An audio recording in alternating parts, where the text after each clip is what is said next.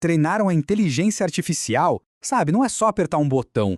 É muito mais parecido com uma jornada, quase uma busca oculta por uma resposta perfeita. E é exatamente como essa busca funciona que a gente vai entender hoje. A pergunta central é essa: como é que pode uma rede neural sair do zero absoluto sem saber nada e, de repente, conseguir reconhecer um gato? O que acontece nesse processo?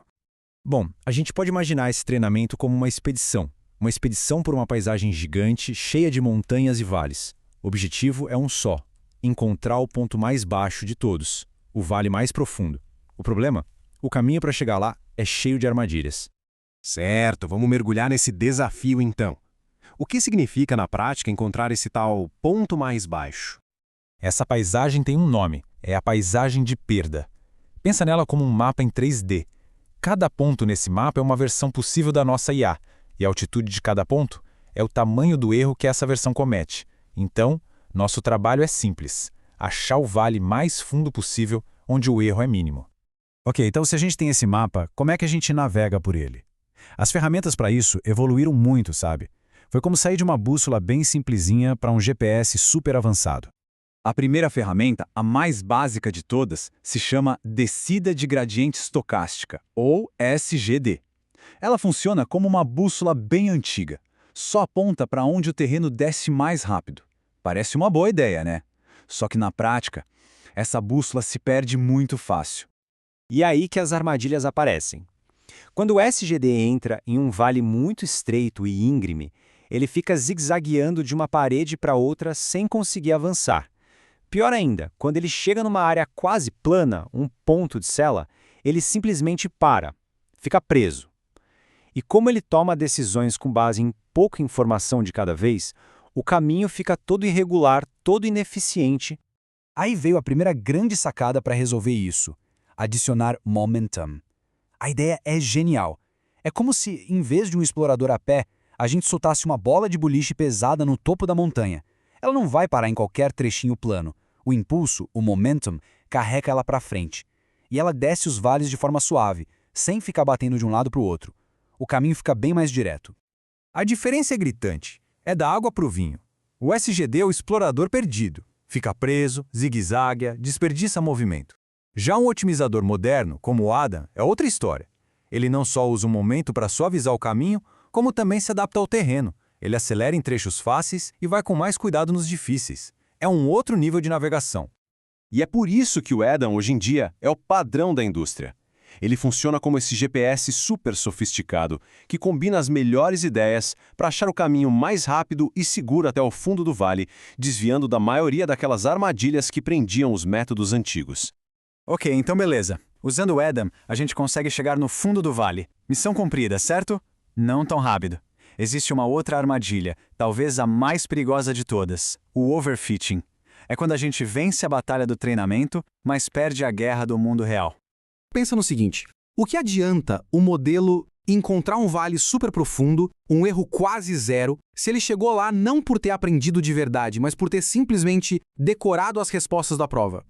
Esse é o overfitting. O modelo se torna um memorizador perfeito dos dados de treino, mas um péssimo generalizador.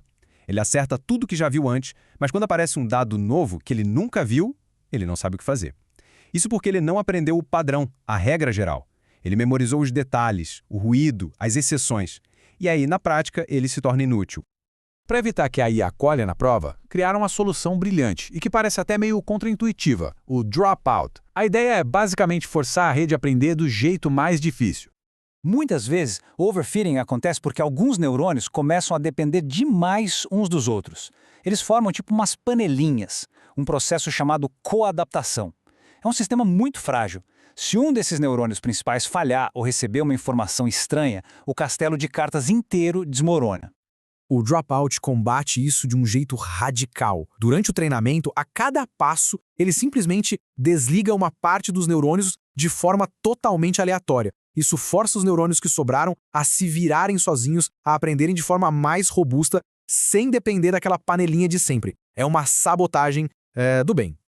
E a interpretação disso é fantástica. Ao dropar neurônios aleatoriamente, é como se a cada momento a gente estivesse treinando uma rede neural um pouquinho diferente da outra. No final, o resultado é como se tivéssemos um comitê gigante. com milhares de opiniões de redes diferentes, tudo dentro de um único modelo. Isso o torna muito mais robusto. E agora, para fechar, vamos falar do atalho talvez mais poderoso de todos no treinamento de IA. Uma técnica que resolve o problema mais comum de todos: não ter dados suficientes para começar.